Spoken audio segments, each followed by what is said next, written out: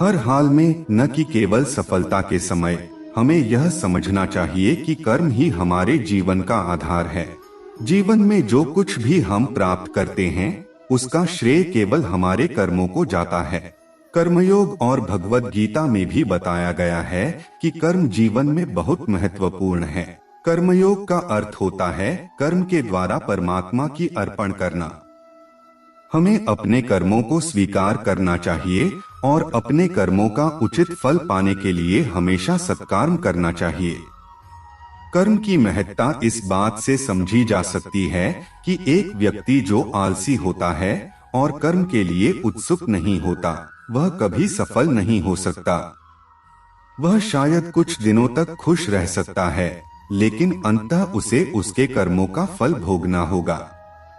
इसलिए मेरा संदेश है कि हमें हमेशा सक्रिय रहना चाहिए और उत्सुकता के साथ अपने कर्मों को करना चाहिए। हमें यह समझना चाहिए कि हमारे कर्म ही हमारे जीवन का आधार हैं और हमारे सफल होने की चाबी हैं।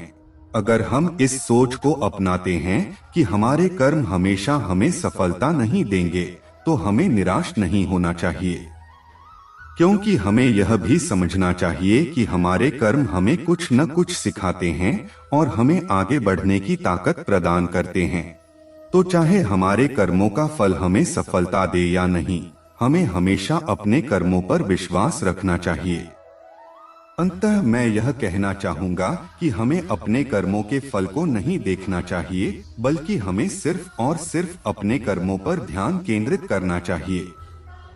हमें सफलता तो मिल सकती है या नहीं, लेकिन हमेशा अपने कर्मों में सक्रिय रहने से हम अपनी अंतिम यात्रा में आत्मसात कर सकते हैं।